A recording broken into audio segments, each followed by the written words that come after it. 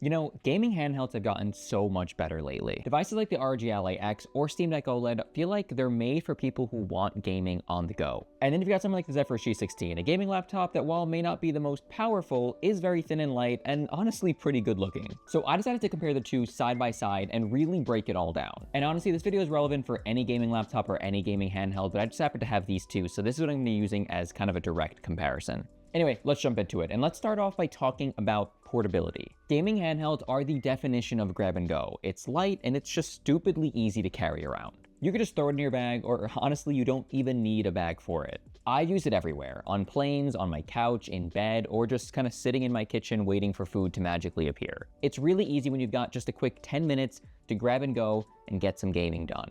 But what really makes handhelds so appealing is not so much the size, but rather how self-contained everything is. Everything's built in, controls, screen, pretty much all of it. And it's so easy to grab and go, especially because all you need is a simple USB-C charger to get this thing up and running. And then we move on to gaming laptops, which for a 16-inch gaming laptop, the G16 is probably one of the most portable gaming laptops out there now. I mean, it's slim, it's light, it's easy to carry around relatively for a laptop, but the thing is, it is still a full-fledged gaming laptop. You're not going to be whipping this thing out randomly when you just have 10 minutes to game in bed. You're probably going to want to have it placed on a desk like I do now, and you're probably going to want to have a controller or a mouse to use along with it, because if you're gaming with the trackpad, there is something wrong. Here's how I see it. The Ally or other gaming handhelds are practically the MVP for on-the-go gaming, whereas gaming laptops are really for the moments that you have some extra time, you can get it situated and have a full-blown gaming sesh for a little bit longer than 10 minutes. Gaming laptops travel well, but they just don't travel as well as an actual dedicated gaming handheld. Okay, now let's talk about how these two devices actually feel to use, because this is where things start to get a little bit different between the two. Gaming handhelds are all about simplicity. Built-in controls mean you don't need to carry around a controller or a mouse, and it's all just there. You turn it on, pick up your game, and you're basically ready to go. It's so easy that it almost feels like you're kind of cheating with this thing. But where it starts to kind of crack and break down a bit is when you need to play games that don't rely on a controller input. Like, if you're trying to play an RTS or a MOBA like League of Legends, trust me, I've tried. It is just not the right device for those needs. You're either going to hate your life or just simply be throwing your games, which I have done both, and I just do not recommend playing stuff like League with this device. The G16 or other similar gaming laptops really thrive in those situations, especially when it's games that don't require that much graphical power. You already have a built-in keyboard, you have a built-in large 16-inch screen, and just packing something like a mouse is probably something you would want to do anyway using a Windows laptop. And the G16 absolutely crushes it when it comes to that. Plus, once you got your setup all kind of ready to go and situated, it feels like you're in kind of a dedicated space. You don't have to worry about putting it away after. It's just there and ready to go. And let's also talk about screen size a little bit. The Ally or other similar handhelds have a 7 or 8-inch display, while gaming laptops could have anywhere from a 14-inch screen all the way up to like an 18-inch monster. My Ally 7-inch screen is perfect for shorter gaming sessions or games that don't really require a lot of screen real estate or a lot of readability on the screen. But after a while, if you do play those text-heavy games or really want to get involved in the story of what's going on, having a bigger screen just helps you get more engrossed into everything. The G16 or other gaming laptop screens are big enough to really pull you into a game that you're playing, but it's also versatile enough to use it as an actual laptop. Now, to be fair, you're not going to be doing stuff like word processing or video editing on the Ally unless you plug it into a bigger display. But with the G16 or other gaming laptops, you can do that stuff kind of all self-contained in this device. So here's the deal. The handheld wins for general simplicity and ease of use, since everything really is self-contained. And if you play controller-driven games or don't need a big screen, this is the ideal device for you. But the G16 or other gaming laptops' larger screens really come into play when it comes to playing things like MOBAs or more story-driven, engrossed graphical games, or if you want to do, non-gaming stuff like some work. It's not as grab and go, but if you have time to get this situated on a desk or just, a general comfy position on your lap, it really can't be beat. All right, now let's talk about something that people don't always think about when they're buying these two devices, and that is the charging aspect of both of them. The Ally or other handhelds are typically super convenient when it comes to this. They have one USB-C port that can charge at practically any wattage above maybe 30 watts. And that means you can use your phone charger for most phones, or even a portable power bank that could put out a little bit more wattage. And that's honestly a game changer when it comes to portability. Now, the battery life on this Ally isn't amazing, but it actually is really good when it comes down to playing some graphically intensive games on this device. If you're playing something like Elden Ring or a bit more graphically intensive game, you're gonna get maybe 2-3 hours out of this handheld, which is honestly really good. But if you're playing those lighter titles and you kind of modify the wattage a little bit, put it on a silent profile,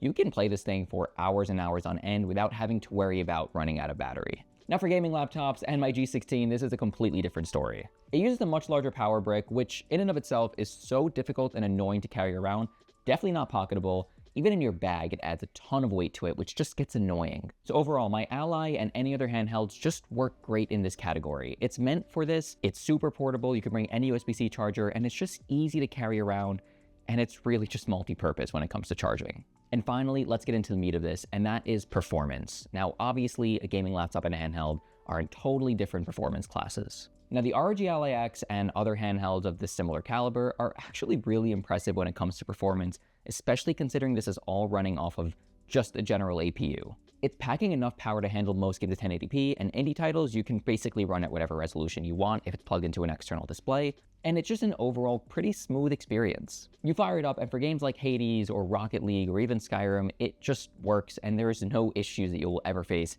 with using this device. Even trying to push it with more demanding titles like Cyberpunk or other graphically intensive games, it can run them, and that's a great thing. It's just gonna have to be, lowering your settings a little bit or being a bit more picky about what you want on.